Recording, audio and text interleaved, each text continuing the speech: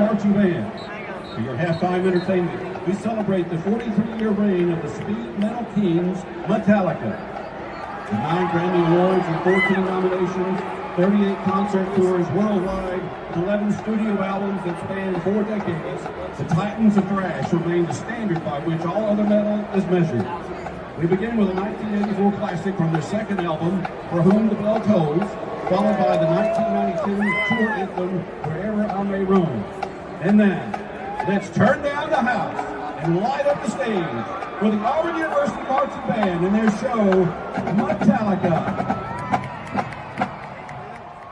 The SEC schedule dates have been revealed for Auburn football, effectively creating the full 2026 schedule for Auburn football. We're going to react to the news, talk about it, the good, the bad, takeaways from what we just saw, and looking forward to the 2026 season for Auburn football. All that coming up right now.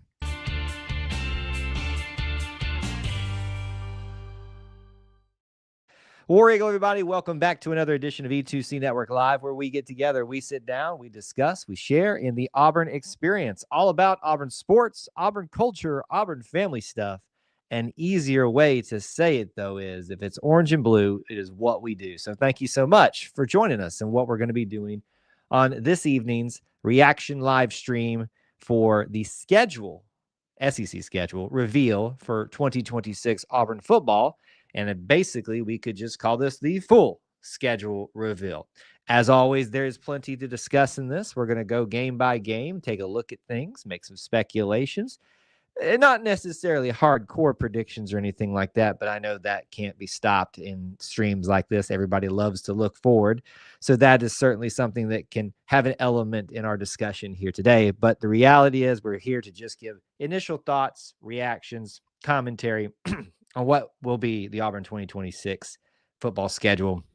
Now with the full SEC dates revealed, completing the full thing, now moving to 9 SEC games. All that's coming in here, commentary from us on our side, but certainly we want to hear from you all, so you can start the stream off by letting us know that you're here. Make sure you hit that like button to start, the share button if you're watching on different social media platforms. However you can do that, that is a huge help to us. Lets people know that you're having fun here today, especially on the live portion. We appreciate those of you that also stop by on the replay, video and audio. Very much appreciate it. So let's dive into it here today. I think it's just fair for me to start off by giving you the important information. Then we can kind of walk it out, take it piece by piece, analyze things a little bit here, and go into some detail. Your 2026 Auburn football schedule as follows. Neutral site to start off the season with Baylor. That will be the week of September 5th in Mercedes-Benz, the Aflac kickoff game. Auburn football will return home, or not return, or arrive home for the first time for kickoff on the Plains, as it's listed on the full schedule reveal for Auburn football against Southern Miss. So an old familiar team from the non-Power 4 group, but certainly a team that Auburn has played before. Then the big one, folks, that a lot of people are probably the most excited for, you get that week 3 of the season. September 19th, Florida is coming to town. They will feel right at home because it will feel just as hot and just as sweltering. And so that is your first SEC game. Certainly there are some big storylines we can talk about that. We'll get there. Third game in a row at home. So all of September, if it hadn't been for the Baylor game being moved to Atlanta, you would have been 4 games in a row in a row to start off the year in Auburn. Vanderbilt, September 26th will be that third game. Then we start the month of October. You have Tennessee, October 3rd. Georgia will be October 17th, so there will be a bye week in the middle of that. You'll come back home October 24th. So keep that in mind. Auburn will be gone from the state or from its home territory for almost a full month, September 26th through the 24th, because you have the 2 big games of Tennessee and Georgia on the road and then that bye week smash there. I got some commentary about that, how this probably could have been improved just a little bit more. You then have on the road, Ole Miss, October 31st. So Halloween, it always seems to happen that Auburn and Ole Miss meet in or around this time. So that is perfect, but it's going to be at their place this year. This coming season. Back home for Arkansas, November 7th to kick off the month of November. On the road, Mississippi State, 14th, returning to play them again after a 2-year hiatus. Samford will be your non-conference opponent that completes the non-conference. Some interesting things there that I want to talk through a little bit, because I think there may have been some changes there that I wasn't aware of or things like that. Then you've got Alabama, obviously the Iron Bowl in Tuscaloosa. That is your full and complete schedule right there. You have 1 neutral site game. You have 6 home games and 5 away games, completing the 12-game 2026 season with 9 SEC games and 3 non-conference games. Whew! That was a lot, folks. That was a lot. Let's talk about it now. Let's dive into it. Let's hear some of your commentary. Let me give you a little bit of a shout out for those of you that are popping in here at the start. We appreciate you all being here and talking about things today. Let's see what we got going on from you all. This is a cool little note from Neil. To start off, Auburn will play 4 teams with new head coaches next season. Big implication for the one on the schedule to start off the SEC in this vein too, Neil. So that's a great point to bring up. 5 of the 9 will be away. So it feels a little bit weird having that neutral site game. Max, now I don't know that those numbers are actually first 4 games at home. I got you. I think I'm picking up on what you're throwing down now. Vandy will not have Pavia to bully them anymore, but they are getting a highly coveted quarterback to come in and step in right there. So all of that. Let's see here. A lot of predictions already coming in on y'all's side to see here. And what else do we have going on in the chats? I think that's about the majority of it. All right, let's dive into this in a little bit more detail here and talk about it. They just released the graphic, or else I would have had it ready for you guys to pull up. Maybe I can do that here on the fly as we talk through some of those things. What is your what's your big takeaway from all of you that are watching on the chat tonight live? You certainly can reply in the comments on the replay. What is your number one takeaway from this schedule reveal for the 2026 season? Effectively the SEC schedule, but now it's all complete for the full schedule. What is the big takeaway that you have? Something that you're excited about, something that you're worried about, something that's, whatever. I would imagine we'll see some complaints here about some certain things, but what is that one thing that you most are interested in talking about, analyzing a little bit, and dissecting here in the 2026 schedule? Let's start off with that. We know the non-conference already, and we've already kind of dove into the Baylor game, the neutral site game. We knew Southern Miss was on there. So that only left one more on the list of non-conference. Now, while you guys are getting some of your commentary, and I see, let me point something out.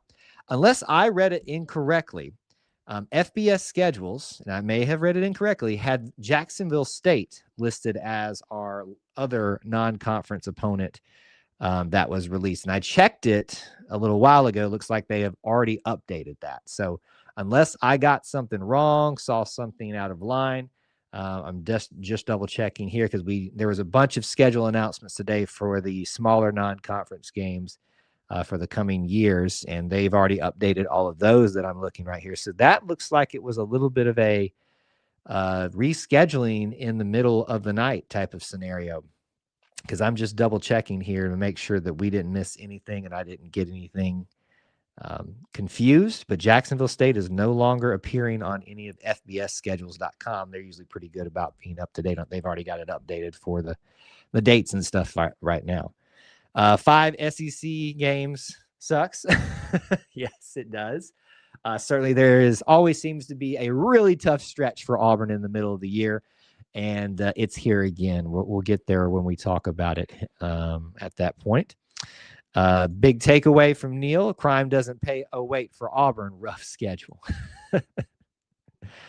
Let's see here. What else do you guys want to point out from that? They're already talking about getting your season tickets locked in. I'll probably be doing actually signing up for the Tough program at this point, because you couldn't get them last year. And I would imagine for especially Florida and for LSU being at home this year, you're going to have a lot of interest in that this year. We got some interesting commentary going on in the SEC reveal show about the NFL, which is just weird.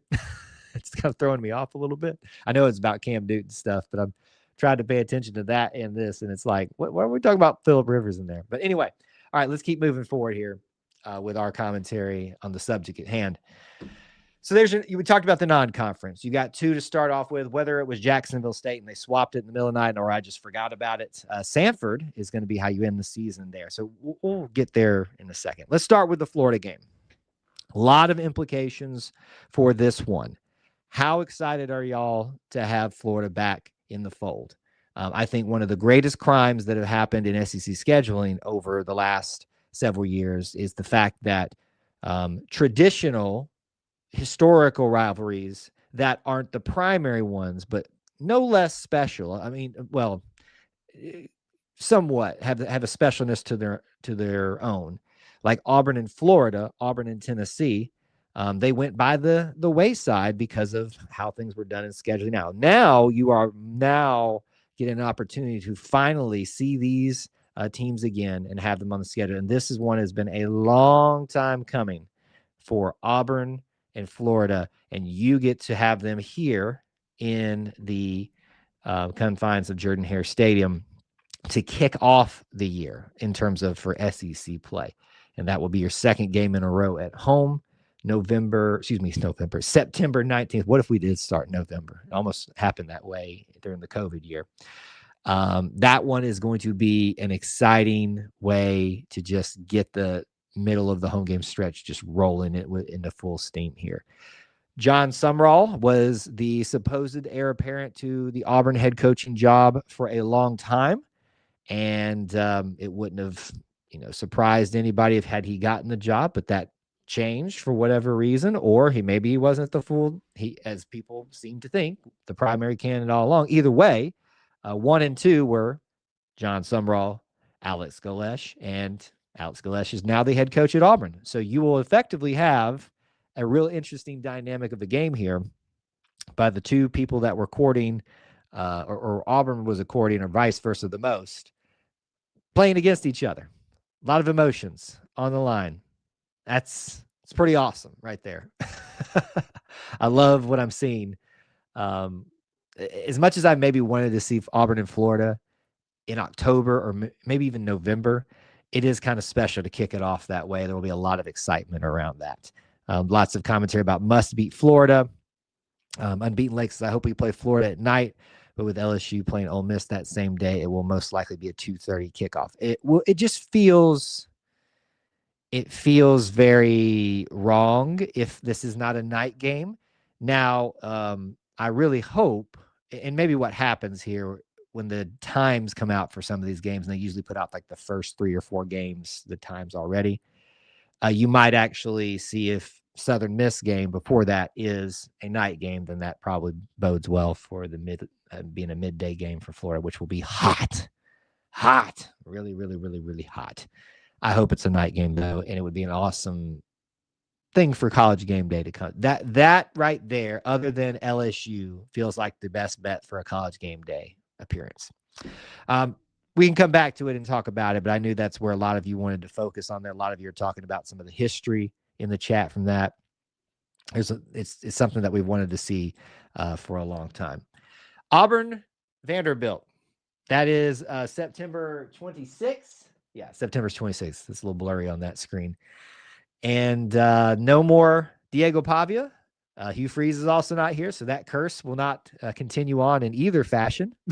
But here we sit with seeing Vanderbilt yet again. Now, I know they're part of our rotating 3 teams, and that was always the hotly debated thing for a while there. But Clark Lee's still going to be there. They don't seem to be slowing down too much, so this isn't a game where you can just say, hey, it's Vanderbilt. Here's the issue, though. Not the issue. Austin and I are going to debate this, I'm sure.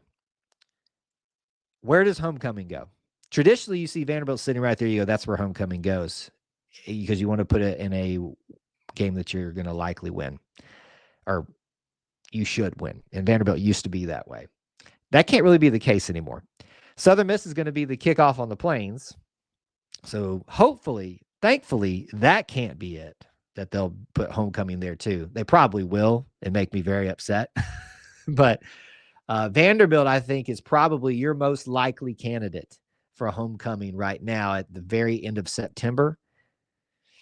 I still wish it was a little bit later. I think there's a likely couple candidates for that, but we'll see. We'll see how it goes. So there you go. Let's keep walking along. Auburn and Tennessee, another one in the same vein as Auburn and Florida. Been far too long since this was played more regularly. Finally, we were getting that back. Auburn goes to Knoxville this time, and that will be October 3rd to kick off the month of October. And SEC play in October for both teams. That one, obviously, it's special, right? But it's not as special as Alabama, Georgia, and for me, Florida, and even LSU. But that's still a very unique one that's going to be fun. There's some connections there with our head coach, Alex Golish, being once part of the program there with Coach Heupel. So the storylines continue to abound there, what could be very interesting. A bye week after that one. Georgia. I need to say anything else? The Georgia game. Deep South Souls Ride will be back in Georgia for October 17th. I'm still getting used to the fact of where it's placed right now. I still think there is room to figure out a way, and even if we have to take the brunt of it and face them somewhere twice away, like at their place, to get this fixed, I would really like to get the Auburn and the Alabama and Georgia situation fixed every year. They should not be played at the same place every single year. Excuse me, both the home and both away every single year. I know it's a rant we go on a bunch of different times, but there you go. All right, talk about more reunions.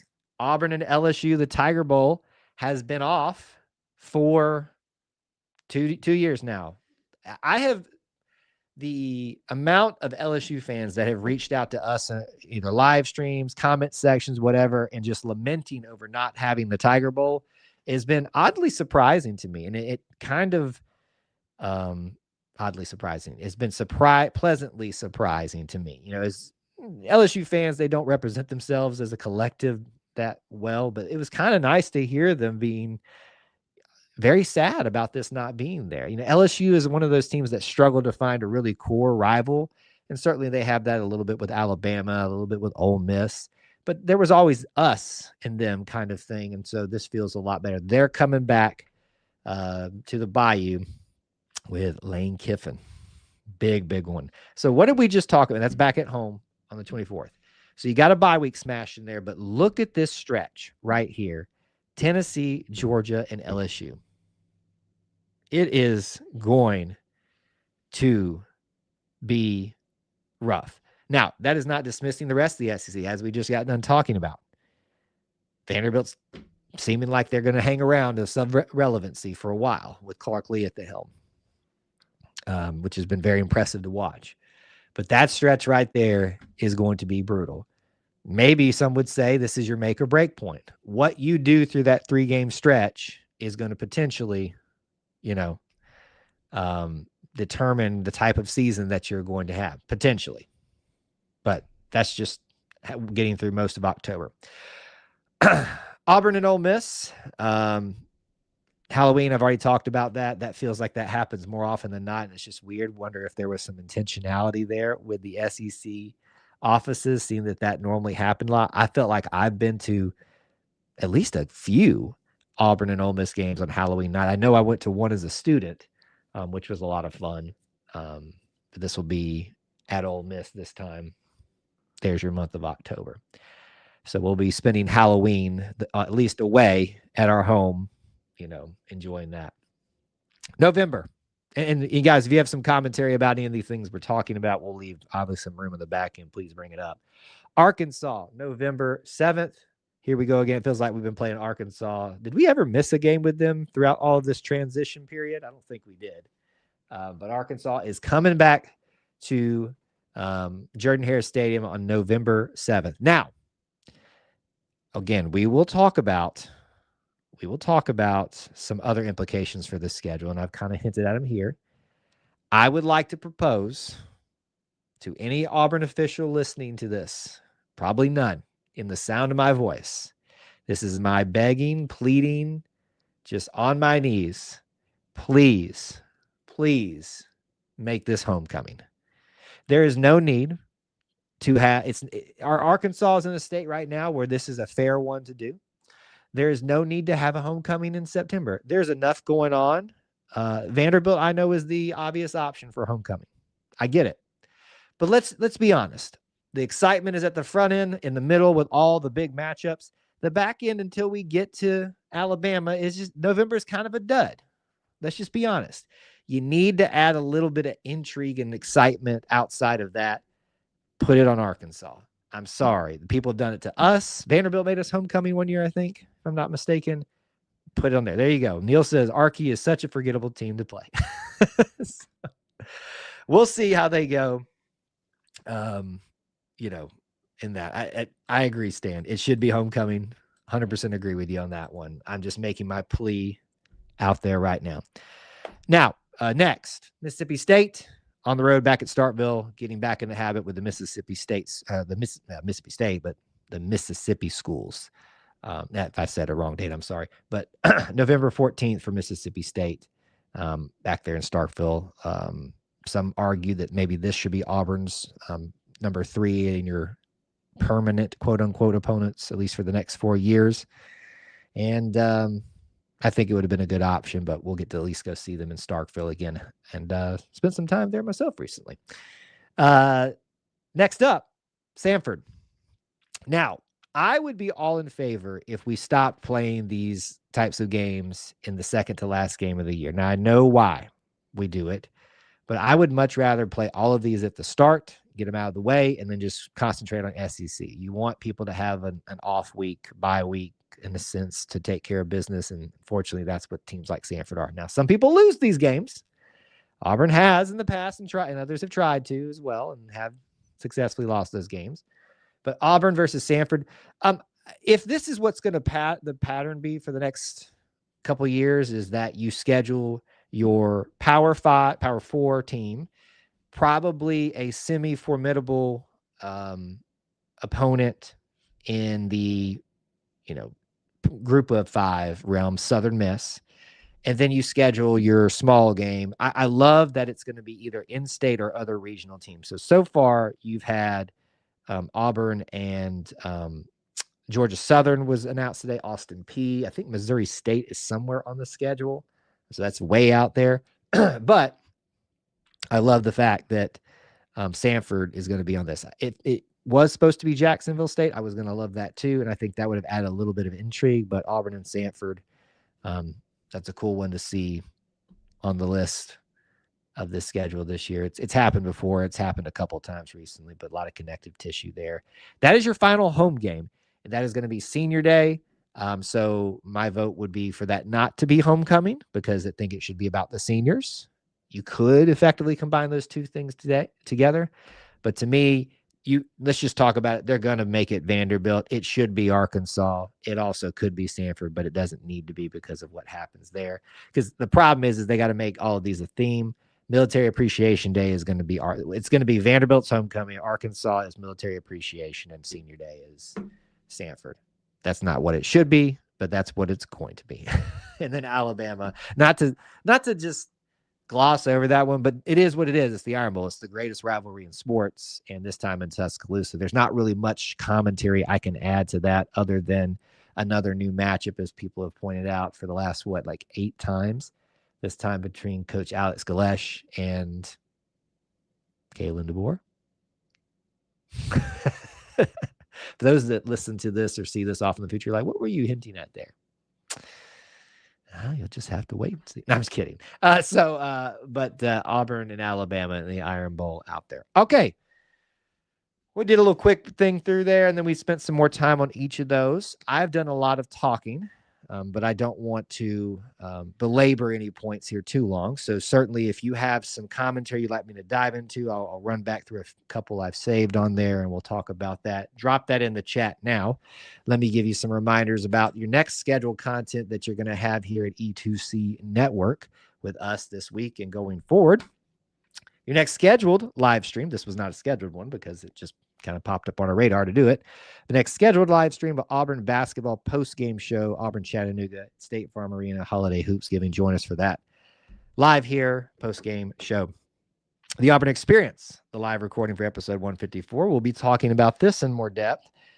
Coaching hires, basketball, other schedule. We got so much to talk about, folks, and we're not going to be able to schedule it all. We're probably going to have to move some of the other smaller game announcements that were made today in that episode to the next one, which I think will be just fine. And of course, we'll be back for Auburn Family Night. There isn't a conflict as far as I'm aware of next week with basketball for that. Keep in mind, as we go throughout basketball season, there will be occasions where Auburn Family Night does fall into conflict with basketball games, and we will defer to those as our live stream of choice on those evenings. But 9 Eastern time, 8 Central, Sundays and Wednesdays for those types of shows. Okay, what do we got here? See what we're going on and see what we got talking about in the chat. The greatest rivalry in sports is getting really annoying. I hate seeing Auburn lose. Well, you now know what it was like to be a Bama fan in the early 2000s. Georgia's also another one where it's been way too long. It's gotten way out of hand. It didn't have to be this way, folks, but we all chose it. So that's going to stir a few of you up. I know it. Let's see what a few of you are saying here. My all-time favorite Archie memory is Bert bulimia, getting stuck in the elevator and blaming Gus. I forgot about that one. That was back in the day. Troy has been put on the schedule. We're going to focus on this season, but certainly those are those types of games that you can add into the schedule and make it a little bit extra enticing if you wanted to on that one. There was some other commentary early. So this was a question from Stan earlier in the show. I think it's important. What he was asking about was that 3-game stretch that I was talking about that's going to be on paper Auburn's most difficult, at Tennessee, bye week at Georgia, and then LSU at home. You could argue you could continue on through Ole Miss and all that kind of stuff, but that's the core 3, as it tends to always be. Last year it was a 4 when Missouri realized that they were going to be something last season. But these 3 right here is going to be what defines what type of season you have, because what Stan is asking you, how many of these 3 can you win? Certainly the home game feels like it is the most winnable because of the home field advantage. However, it's going to be LSU with the talent they always get. Lane Kiffin's offense. That's kind of scary. Let's just all be honest about that. Georgia seems to be humming right along, even when they've had sort of a slow start in the year. They keep, chugging along. That's going to be in their favor. So maybe you're looking at Tennessee, even on the road, is your most winnable game. There's some cool storylines with that one. If Auburn gets 1 out of these 3 next year in their first year head coach, I'll be happy. I'm never happy with a loss, but I will be like, I can understand only getting 1 of these. If Auburn gets 2 of these, we're probably looking at some kind of special start to the year. But that's going to really be what determines the year potentially, for Auburn in that one. So let's poll the room here for those of you that are watching live. Of those 3, Tennessee, Georgia, and LSU, what Stan was asking about, what is the most likely one that Auburn wins based off what you currently know? We are sitting here in December. It's almost Christmas, Kyle. December of 2025. Looking at this brand new schedule reveal, what is the most likely of that strong 3-game stretch, Tennessee, Georgia, and LSU, that Auburn wins? I've laid out my case for you. Home game of LSU. Georgia doesn't seem to be going anywhere. Tennessee, to me, and don't cheat, Neil, you're always the one to do these types of answers. If you have to pick one, what is the most likely one? Neil's the guy that always wants to do the contrarian answer just because he has to do it. It's like I've learned getting to know him. It's like ingrained in him. Just answer the question is what I'm saying. You got to do 1. Pick 1. I think it's Tennessee. Unfortunately, I think is your probably best one. I understand that it's hard for us to predict anything, and we don't know who is going to be back. That's why I made the preface of saying what is based off what you currently know about the team. just assume everything holds bar. Like, what would you say would be the most likely candidate? Until I see otherwise, I'm going to assume Tennessee, even though it's on the road.